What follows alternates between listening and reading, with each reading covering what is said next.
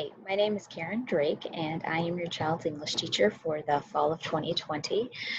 This year, I am excited to have your students in class, and we are already busy working with a quarter under our belts and moving forward. Let's begin with, let's talk about what our class looks like on a daily basis. When students enter in, we usually start with a daily warm-up. This warm-up can be anything from looking at a picture and writing a creative story to answering some very specific questions.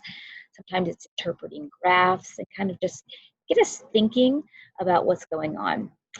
From there, we move into our reading time, which is usually a 10 to 20 minute chunk of time. Sometimes we go outside if it's a nice day, sometimes we stay inside, and students are reading from books of their choice, which we'll talk a little bit about here in a few minutes.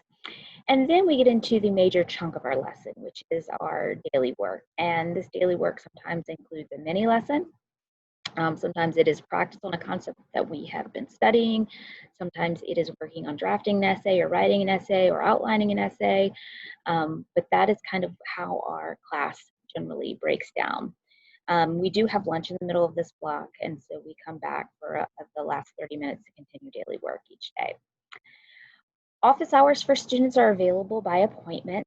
Because of the nature of COVID this year, students need to schedule those appointments with me on Zoom or ask if there's some free time during class, which they could meet with me one-on-one.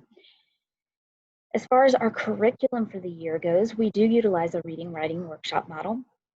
And in this model, student reading is based on their individual preference and their choice. So they can be reading anything that they like. They set a goal each week for that reading or whichever text they're in for that week or number of weeks.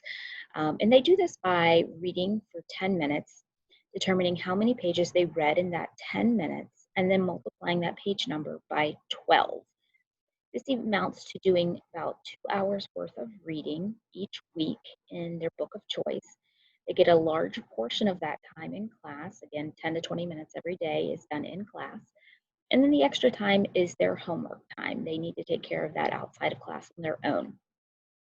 If a student does not meet their ability-based goal each week, it does not mean they fail their homework. It means that they get a percentage of whatever percent of their goal that they met. So this is completely student-driven, and they kind of control that process.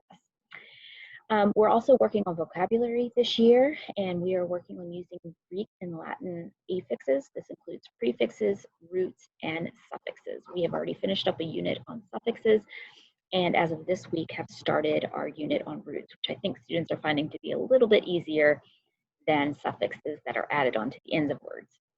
We will continue this throughout the semester. And each week we will go through the set of affixes for that week, for that set.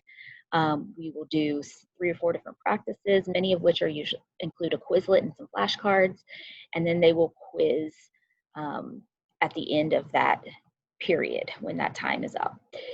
Our writing curriculum this year is focused on argumentative writing. They will be writing their 3rd and final SOL-based writing prompt this year that is based on articles that they used. We have done a pre-assessment writing last week. We worked on talking about Halloween costumes and what it's okay to be and what it's not okay to be as a Halloween character. And they were guided step by step through this process. And as we move throughout the semester, I will start removing some of those bolsters that were in place for this very first reading, because in January, they're going to be given the 5 articles and have to do everything on their own without my assistance. Speaking of SOLs, those will be held in mid to early January. They have 2 SOLs that they will have to take for English. One is the reading SOL and one is the writing SOL. And again, for that writing SOL, they'll actually be constructing an essay that is argumentative in nature. And for the reading SOL, it will be a multiple choice based test. As far as Schoology, I'm going to hop over on my screen to our Schoology page for English 11. And this is kind of what it looks like from your student's perspective. The first thing that you'll see is for song requests. Students are able to request songs to be played during our warm-up period each day, and that's a link to a form for them to do that. The next 2 links are links to books that I have in my personal classroom library. They are not required to read books from my library. They can get books from anywhere they choose, whether that's a school library, public library, or home. But we do have a number available to them here, and so they can access those. Since my library is split across a couple of classrooms this year, they can see what's available, and I can go get what they need. The next chunk that you'll see are the daily slides. There's the set for quarter one, as well as the quarter one folders, which are arranged by week, date, and topic. We have now entered quarter two and are on week 6. So the current daily slides are here under the quarter two folder, as well as anything that they need for a given week. And files are added during the week as they receive them.